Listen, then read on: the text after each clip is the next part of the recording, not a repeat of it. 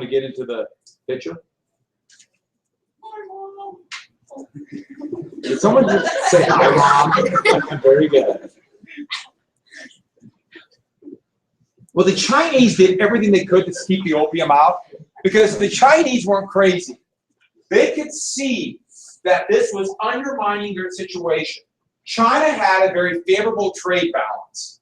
Now, this is not necessarily good, but China was basically getting gold and silver for their products. And they could see what's going to happen. If the opium trade picks up, all their gold will leave China. And so they tried everything they could to keep the opium out. Yes, they thought opium would be a national health problem. There's actually a real controversy about what actually addiction is and how it works. That's another story for later on. But the big thing was all their gold will leave. But the East India Company became masters at smuggling. Masters at smuggling the opium in. And this is going to lead to two wars, two opium wars. The first one was a crushing defeat for the Chinese. The crushing defeat. That would end with the Treaty of Nanking. You won't need to know that treaty. But Britain would get a colony out of this, Hong Kong.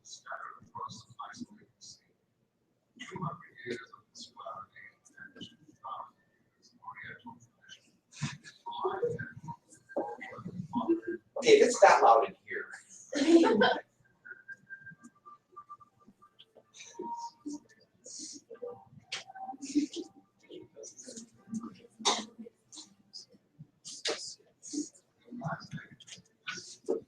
It's true, Mr. Carter's flash was like this.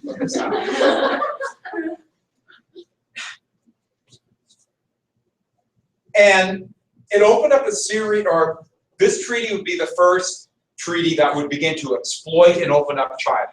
Because once Britain won the Opium Wars, France and the other powers jumped in, including the United States. And this allowed them all sorts of unequal trading agreements, and China would once again chafe against this, and this would lead to the Second Opium War, where Peking, as the Chinese called it, or the British called it, Beijing, as it would a little bit more appropriate. It would make the change in the 1970s for the West. Beijing would even fall. The summer palace of the emperor would be looted by the French and the British, mostly British, and another humiliating defeat for the Chinese.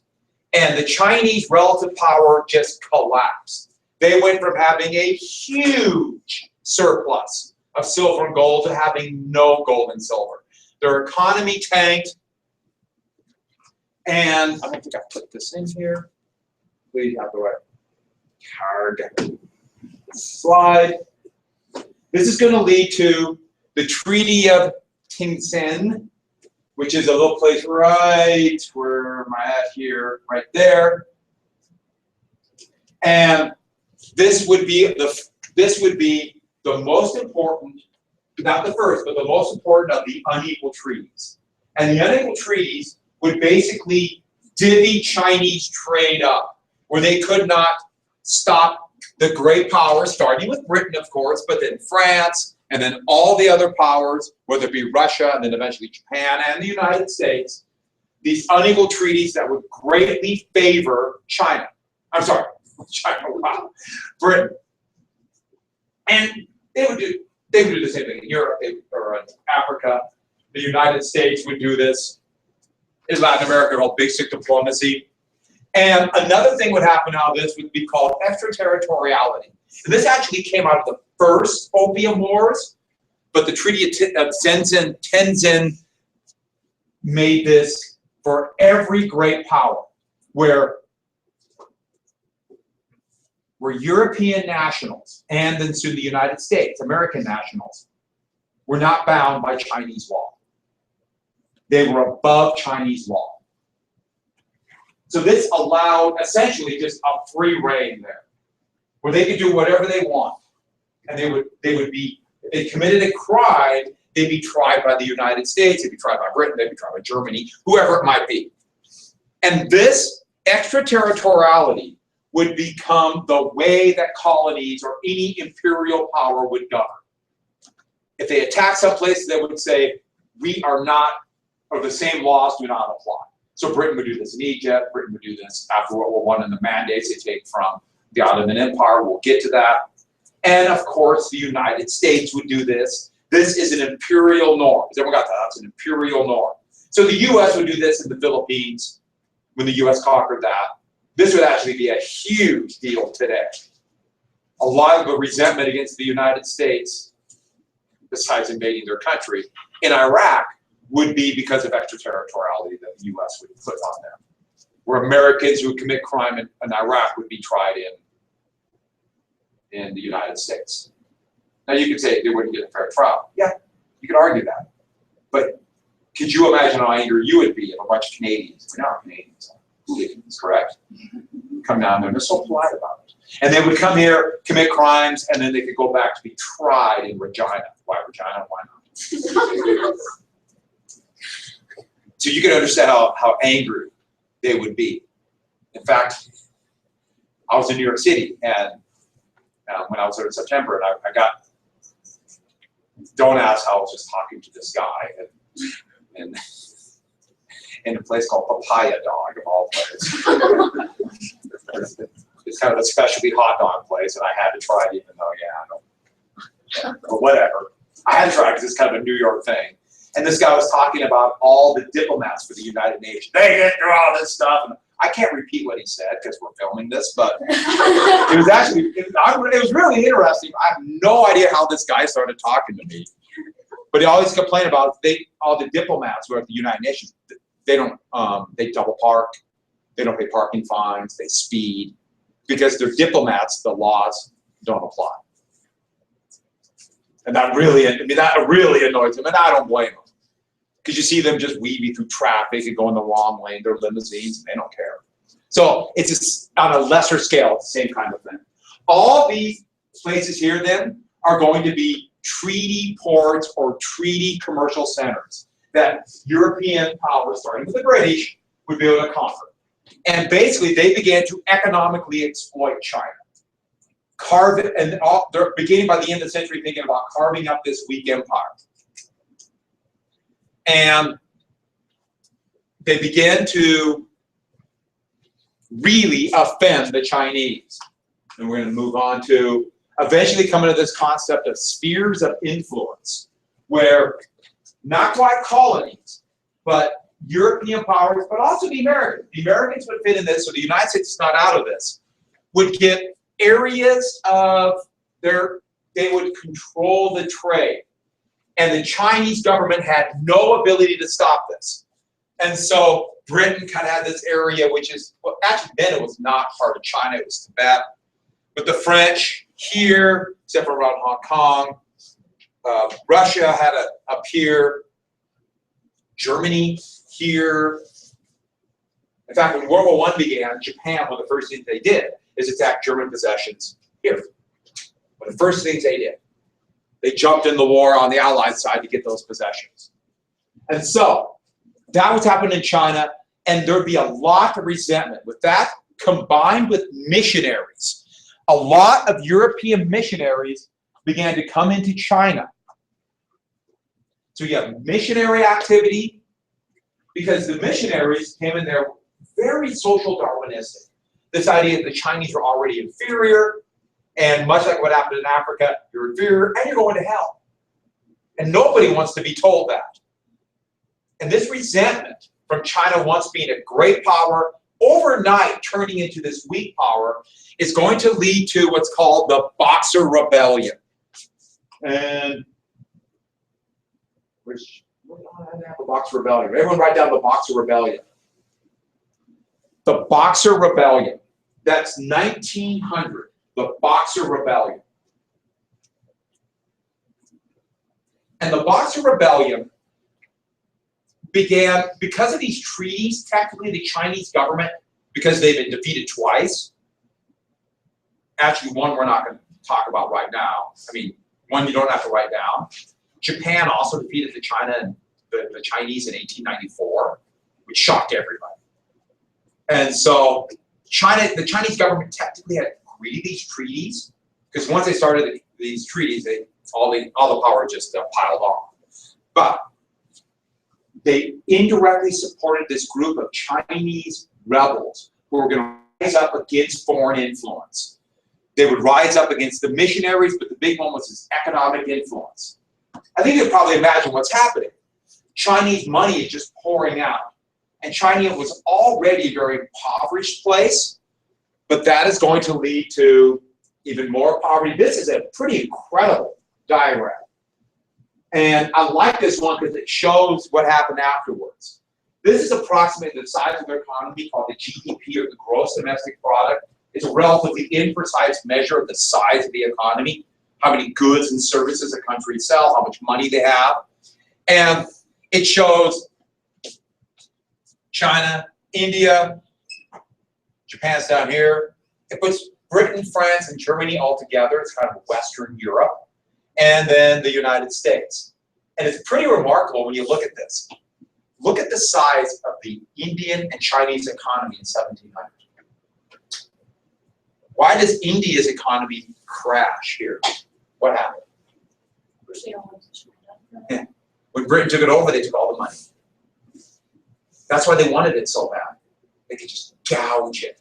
And they've never got back to their relative position. They used to be 25% of the world's economy was in India. You think it's any coincidence why Britain went, whew? It wasn't just the second industrial revolution. They're stealing from everybody. Look at the United States. Not even a country, just colonies. And then the big thing is the U.S. grew industrially, and then Europe destroyed itself in war. So the U.S. grew relatively. But look at China. China's remarkable what happened. Thanks. I don't hear the sound anymore.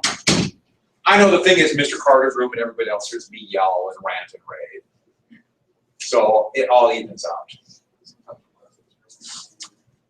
What's that?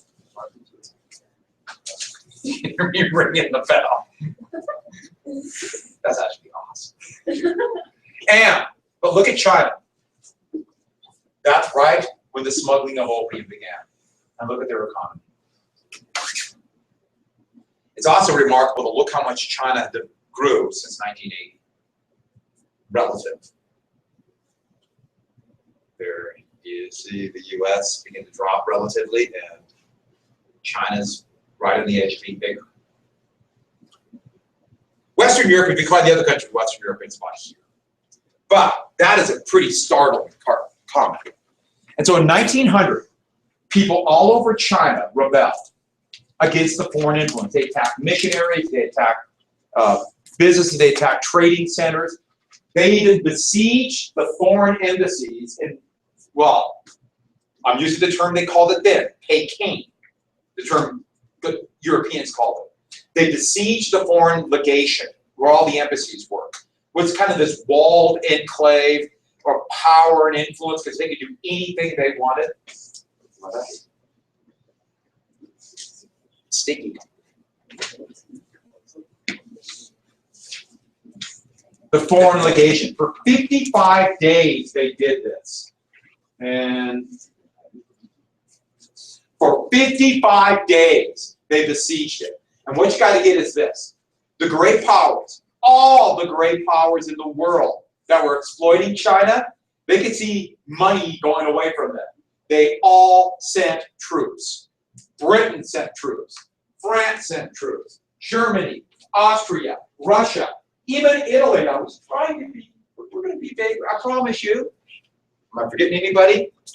The United States and Japan all sent troops working together to defeat the Boxers, to make the Chinese stop this Boxer rebellion, and liberated the embassies.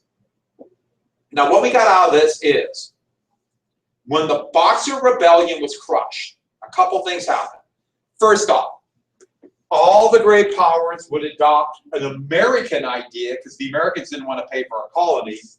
That's where you get something called open door. Open door. And also with open door, with this, the Boxer Rebellion would be the final nail in the coffin of the Chinese Empire. The emperor, well, actually, it's an emperor, it's dowager. She was technically not the emperor, but she ruled like an emperor.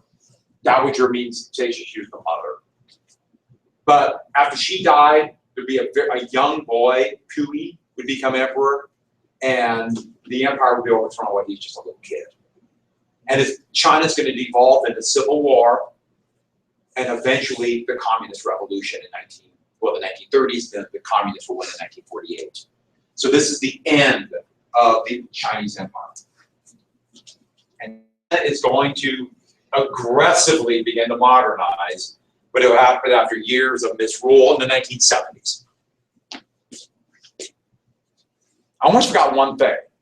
And to give you an idea of the effect of this, the only reason I'm mentioning this is because I saw a little AP European thing, which kind of surprises me.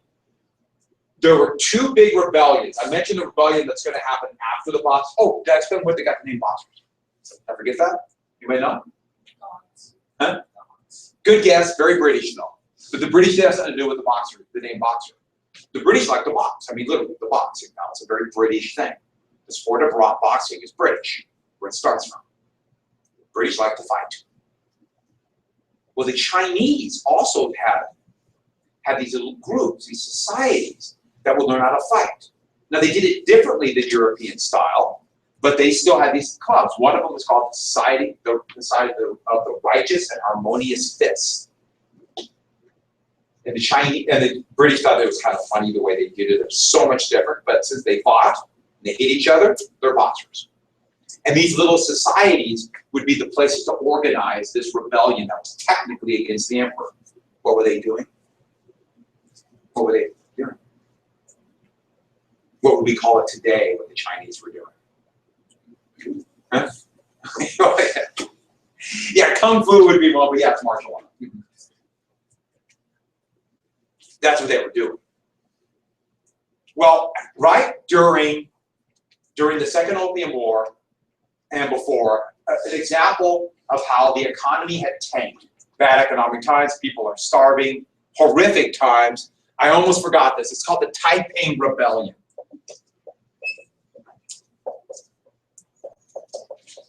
And this was late 1850s. So approximately, it began before the war, about 1854, but it's hard to put an exact date on it. And it ended in 1860, this Taiping Rebellion. Part of the reason why the Chinese emperor was in such bad shape after the Second Opium War. This was a massive revolt. A massive revolt that spread throughout the interior of China that had directly impact because of the missionary activity. And even though Taiping, the rebellion, the leaders were not, as we would think, Christians, they were greatly influenced by Christianity, part of the reason against resentment against missionaries. And this rebellion just totally ended any kind of civil rule, created basically anarchy in the interior of China, and eventually 1 million people would die in this rebellion to put it down. So you combine this with opium addiction and unequal treaties, China had gone through absolute nightmares. And that's why I showed you this cartoon. I like this cartoon. It's supposed to be kind of showing how China's not trying to stop this from happening. But here we have Queen Victoria. Actually, it's not Bismarck, but who fired Bismarck? The Kaiser, the Tsar of Russia, vague France, kind of a sans culotte, and then Japan. Yeah. All right, one more thing about colon, or I'm gonna go back just a little bit. Now, the last part about colonization is that Ottoman Empire, that sick man in Europe, and the end of the Ottoman Empire. Now, the Ottoman Empire, huge empire. This is just the empire. This used to all be part of the Ottoman Empire. And remember, back in the 16th century, the Ottomans besieged Austria and almost toppled the Habsburg Empire. In the 17th century, in 1689, they almost did it again. What pastry came out of these sieges, remember? So, croissants. Which everybody thinks are French, no, or Austrian. Did that change your entire view of life? Croissant, crescent, get it? Even though the crescent moon has nothing to do with Islam, that would become the symbol of the Ottoman Empire. It has nothing to do with Islam. It's actually a symbol, it's kind of a quasi-pagan Greek symbol from before the Ottoman Empire. It's a long story, but that's where it comes from. But everyone put the crescent moon as a symbol of Islam. No, actually it wasn't. But eventually the Ottoman Empire began shrinking more and more. Remember, the Greeks won their independence. And then these states right here would be created out of the Ottoman Empire, basically through war and through treaty. And so the sick man of Europe would begin to lose land here, but not just here, also land that would be over here in Asia. So before we get to that, what country always wanted this, had been eyeing this land for years? Russia. Peter the Great fought there. Catherine the Great was the Tsarina who took the Crimea and attacked into here. And Russia wants this, partially because they saw it as it's our birthright. But the big thing is Russia doesn't have an all-weather port. And they're always worried about that. The Balkans freeze up. They do by this time have Vladivostok, which is here, but that's a really long ways away.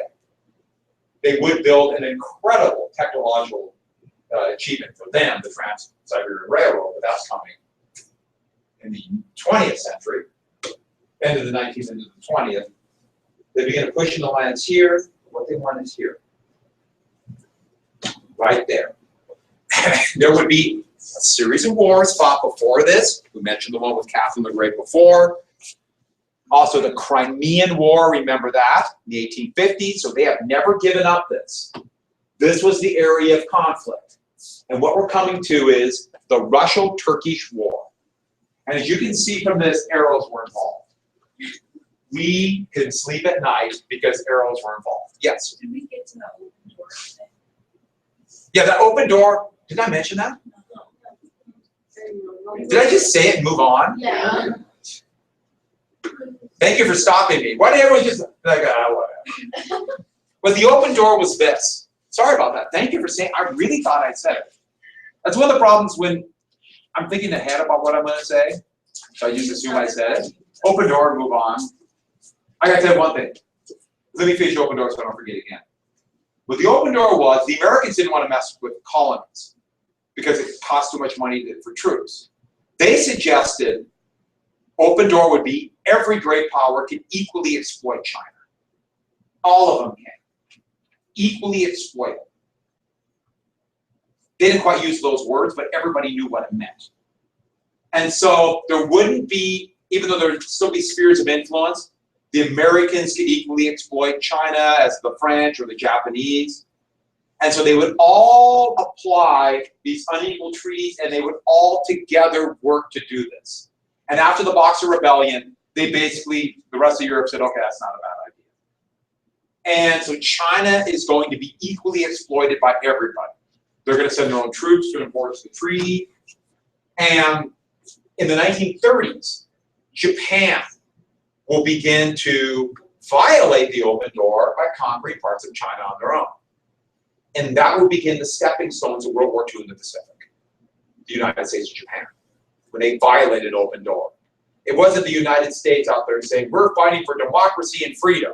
No, you're not letting us exploit China anymore.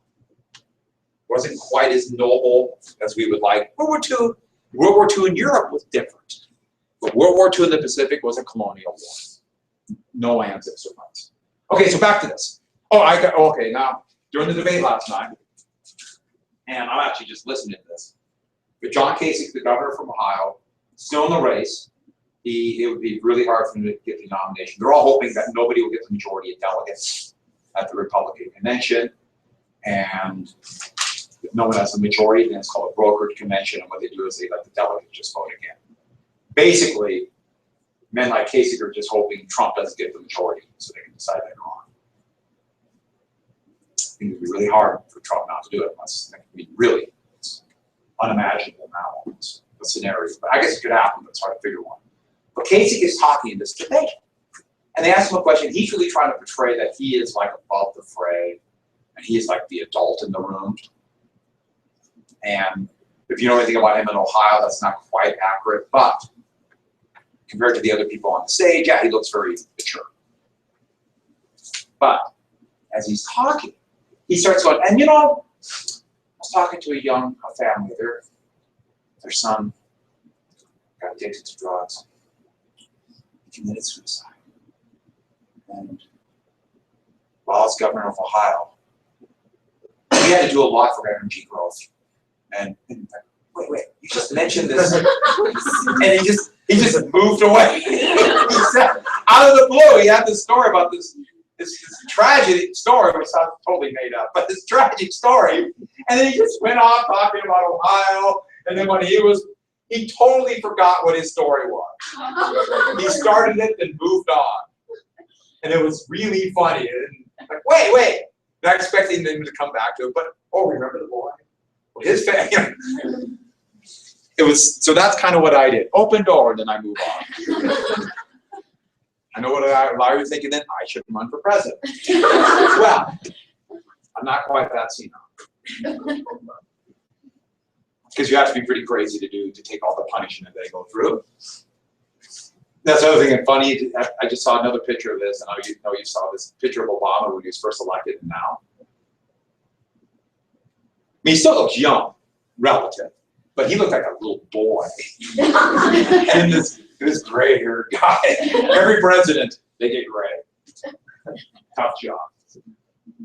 Okay, so the Russo-Turkish War, and what happened with this is Russia used an excuse. They've been looking for this for years.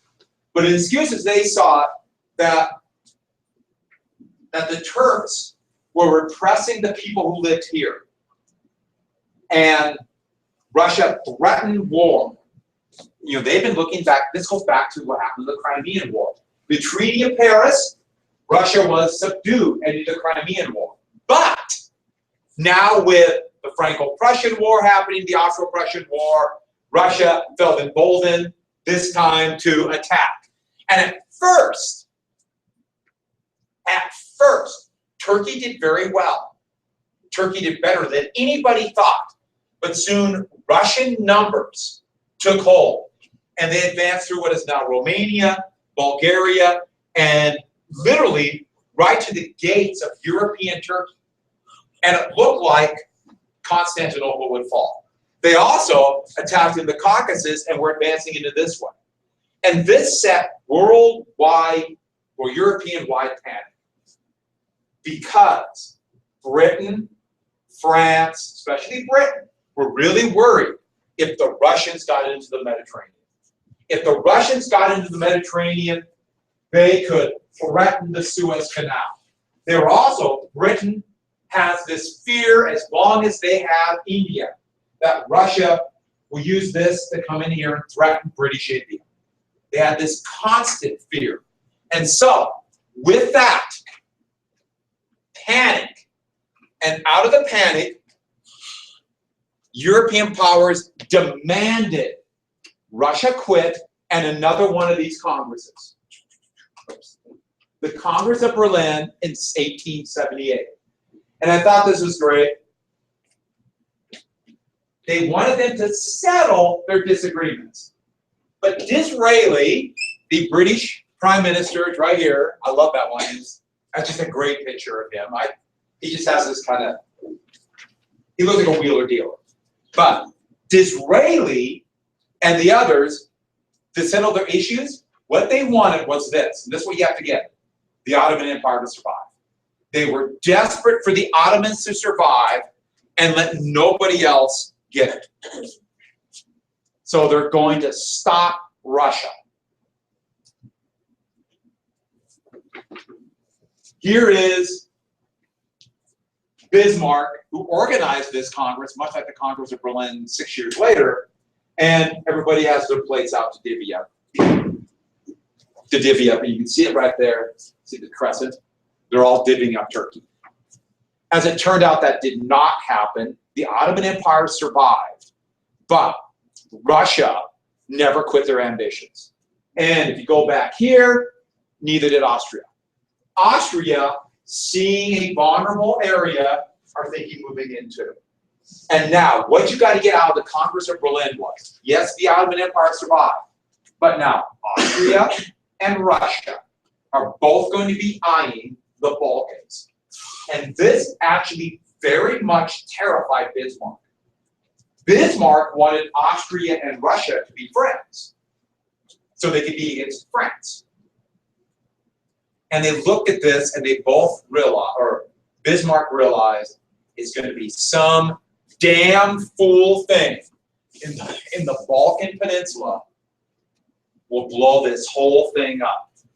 And they begin to call the Balkans the Balkan powder cake. And they were convinced that all the different nationalist groups, the Ottomans, all these Slavic groups, Russia and Austrian desire to push their empire in there, will lead to war. So everyone got that? The Balkans. The Congress of Berlin pushed it back, but it's going to happen, and that's what would blow it up.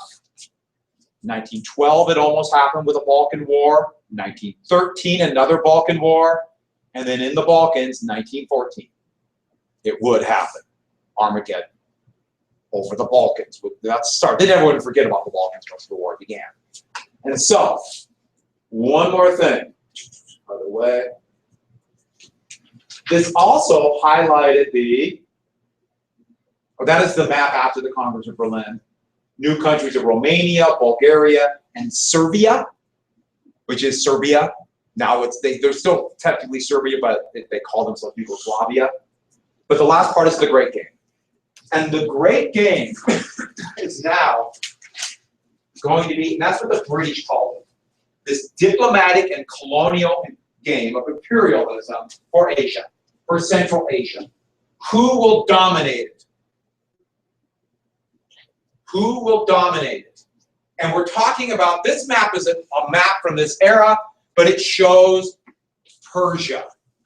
And the great powers were eyeing Turkey, Persia, the stands, as they call them today, Kazakhstan, Tajikistan, all these stands, but also Afghanistan. Who is going to get that? The Great Game. And here it's supposed to represent, that's actually a Turk. The Russian bear, the British lion. Both saying, we're here to help. You defend yourself by carving it up. And it looked like throughout this entire rest, from about 1880 to the rest of the century, that Britain and France are going to go to war with this. Britain and France look like it. In fact, get this down, Britain would ally themselves with China. Did I say China? Japan. Britain would ally themselves with Japan. Britain would sign an alliance, first time since indirectly signing an alliance back in the Napoleonic Wars. And Britain always tried to stay above the fray in the balance of power so they could be kind of a free agent. Because of their worry of Russia, they would ally themselves with Japan. That is why Japan would join World War I on the side of the Allies. They allied themselves with Japan. And that should give you an idea how imperialism was changing the game. Russia and Britain seemed like enemies. Britain and France seemed like enemies. All fighting for imperialism. It's going to take a lot of stupidity on the part of Germany to put those countries together. And Germany would do it. Actually, it's going to be a shocking amount of stupidity. And so, that is the Great Game. There's a lot of great stories about this, about intrigues and missions, people in there. It's a great story. And so, while this is going on, we have to add one more thing. The French government, so write down the French,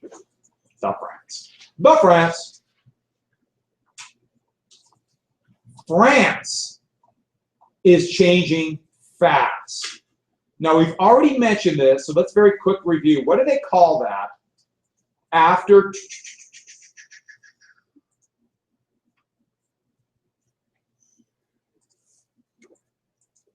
Remember the Battle of Sedan? There was a siege. Okay, this is the Franco-Prussian War. This is from the last set. Just a quick review. And you know, the French had done this colonization, imperialism, but what about France? They created that Third Republic. They had a national assembly. The Germans, that German alliance under Prussia, defeated Napoleon at Sedan. The French stayed in the war, and then they besieged France. And that's, remember, they had the menu where they ate the kangaroo and all that. Well, after the siege, and France was humiliated, that Treaty of Frankfurt, the reparations, the Emperor Wilhelm I would be crowned Emperor of Germany, of a German empire. The people of Paris revolted against the Third Republic. And what was that communist rebellion called? They created the what? You remember? What did they call it? Hmm? Exactly, the Commune. An attempt to create a communist state. And that is the Commune. They tried to do socialist reforms. It's 1871. And they would be brutally put down. We're not going to worry about that. That's supposed to be a picture of the Commune, the classic French model. They always show them half naked. It's a very French thing. But also see Lady Liberty, like at the Department of Justice, the same thing. The United States copies this. And it's done in a very blocky way, so it's very interesting. That would be their flag, the red flag. They would try to create a commune. And this is the one where French troops brutally put it down. I think so we did talk about this. They brutally put it down. They lined up the common yards, as they were called. Here's one being executed. Lined them up by the thousands and executed. There's more. And these are some of the bodies, the coffins where they lined up. Here are more common yards being executed. The French invented a weapon called mitrailleuse or mitrailleuse? Anybody want to help me with this? Are you French speakers? Oh yeah, the language day. Well, let's say it American. Kind of a machine gun. And what would have would be, they would put up, see the barrels? Yeah. Now a Gatling gun, you would turn a crank and each barrel would come up and a bullet would fire through. Well, this, they would all fire one at one time. They would load back here all these barrels. Put an individual cartridge, the cartridge is brand new, these are modern cartridges from behind. Put in there, and then pull this lever, and they'd all fire at once. Now, it has no, I mean, it's a ridiculous purpose for war. I mean, all you could use it for, I guess, is one shot and run away. And the machine gun is coming. We mentioned that before for imperialism called the Maxim gun. But they use these to execute common guns. And this is just a weapon of terror. I mean, they line up like two guys and fire 50 bullets into them. Terror. This is terror. For the next 70 years, not 7 years, heck, all the way to the 1968 Paris student rebellions, the fear of the Commune was real. They talk about the Commune. The need we got to crack down against the Commune. They talk about the Commune, the Commune, the Commune, the Commune. In fact, it's remarkable. So when in fact, that was Germany attacked in 1914, and the fear was, oh, we're gonna have another Commune. So 1940, another Commune. Yeah. was the Commune like communist? The attempt was to create a socialist state. Well, they would be put down, and a relatively conservative, but still a republic, called the Third Republic would be reformed. There is Gambetta, Leon Gambetta, and what he's putting up is he has essentially a document. He's showing a kind of scroll showing that the Third Republic is being created. These guys flew out in the balloon. Those are the reparations. And the Third Republic is created. We're going to go back to this. But This also, after French recovery of this, is going to be called the Beautiful Era. The Beautiful Era. France will recover, and very quickly, Paris will once again establish itself as the center of Western civilization. Everybody wanted to go to Paris because that was the center of art, of literature, of music. So Germany's becoming the industrial center.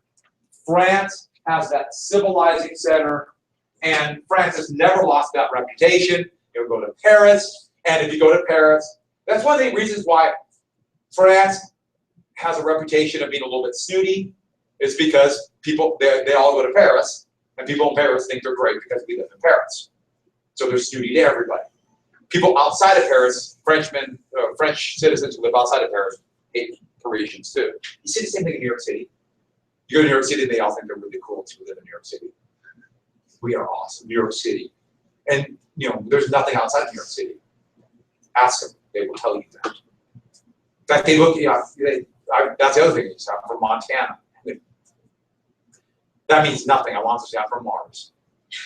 Actually, that means I'm from Canada. That's all mountains, they know nothing else. Okay, so on Monday we'll finish up the French. This will be on the test. You have the review list. Oh, then very quickly we'll do a Renaissance, and the questions will be very basic on the Renaissance. You're going to have 5 minutes to do a brainstorming. You better have 15 things. You better. I don't know why I said it like that. Or we got to redo it. We got to get this review in. Quick piece of statement. I'll stand back your DBQs. Anything else? Do you have a pizza then too? Morning pizza? What's the best type of morning pizza? Vanilla frosting, beets, and lamb. Right? No. No lamb? How about mutton? Mutton.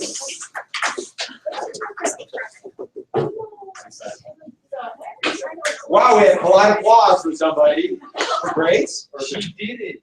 What did she do? I don't know. She did something. All right, Vernon, I'll grade it.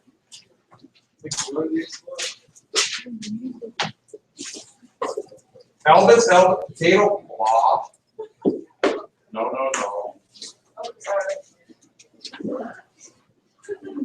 This is beautiful.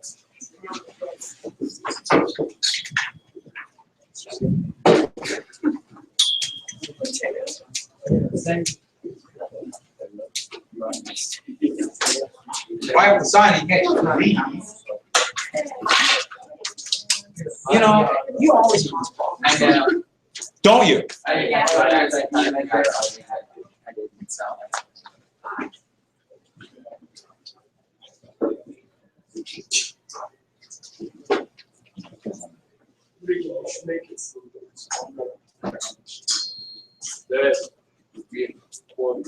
Leave my presence. Thank you. So,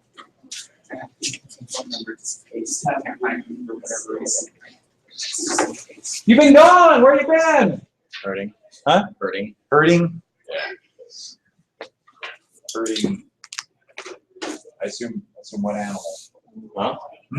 Hurting? No. As in pain. What happened? Huh? No, it's just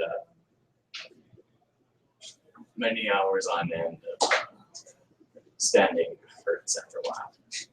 Yeah, because it's and playing an instrument. finding whatever reason. Yeah. Then I was super like Texas will go away during a big concert. And so you're all messed up. Oh, because you have the. Yeah. What instrument do you play again? Trombone. So you're just in pain. All right. Oh yeah, so I keep on forgetting about that. The music, I wasn't putting it together.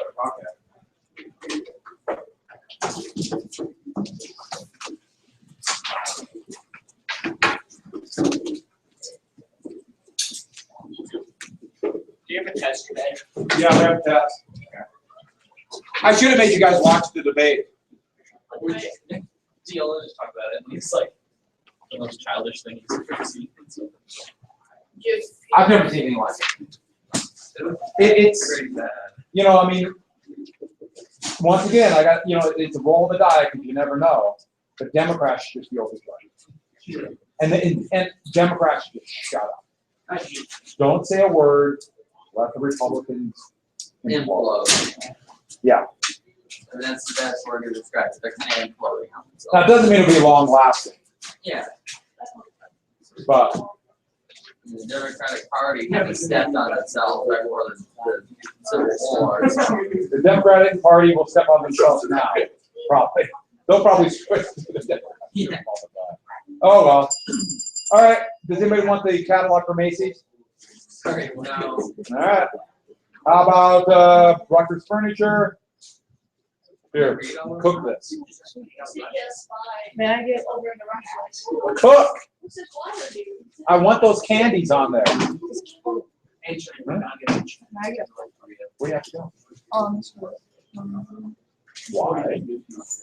Turning my What stuff? I think this all up. basketball. Filled out all the time. All right, Anybody else with a pass? If not, 2 arms, people. No, I'm deserting your army. Doesn't work that way. Conscription. Well, I'm still deserting. I'm gonna fight for the other side. We're gonna wagon wheel you. You know what that is? No, I will escape. They would tilt the wagon up to the wheel was above, Um, and then yeah, I can see that. they would chain you by your thumbs to the wheel and let you hang there for 20 or 30 hours. Sounds fun. Let's try it. It probably is fun. Yeah, let's try it. Jack. Do you? I was thinking about rigging. I'll think about Jack. All right, then, we got 4 wheels. We can do is rig it. We got 4 wheels. We got 3 on there right now. 4.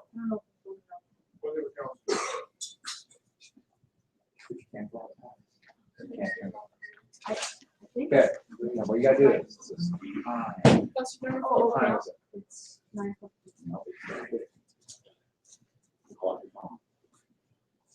Those are cost bags. So I was right, wasn't it? Why Why did you doubt me? I don't know. What's rule 1 of life? Something. Thank you. Thank you. Yes, submit quietly Yeah. to the authority. That sounds good. Yeah, can, you won't, but you have that skill set, buddy. Keep up the good work. Next. Who's making sounds? Someone behind me. The freshman. The freshman. Freshie. Normally, I have no problem with that, but I know it's you.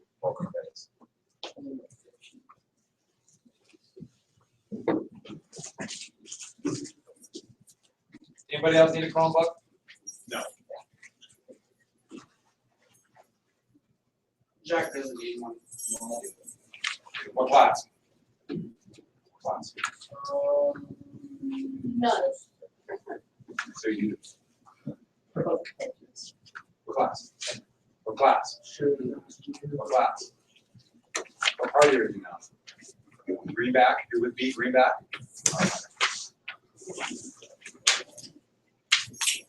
So when you did that test, was it pretty close to what you think you were, or was it? I said I was like a super conservative. Huh. Luck of the draw, because you won't be doing your work. Yeah, right. Yeah, the question, I mean, it's not accurate, but if you have a good idea where you are, then that's what you want. But for some people, there are a couple of people in the class that didn't even know what party was. Get on in. Not for me. Really get my hopes up that I'll get something. Anybody else? We got it? We're okay?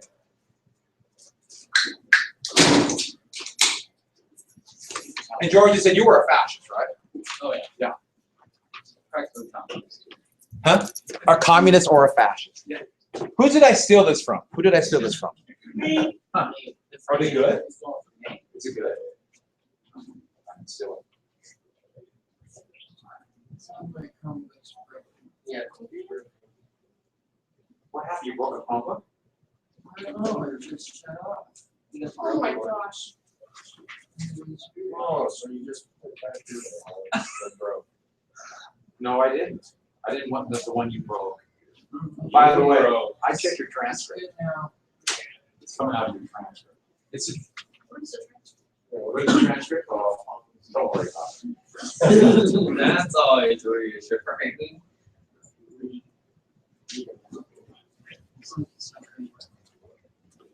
Oh, what's this really important thing? Is it working now? Yeah. It's called phone. Just shut off. All righty then. Oh, we're watching them. Movie today.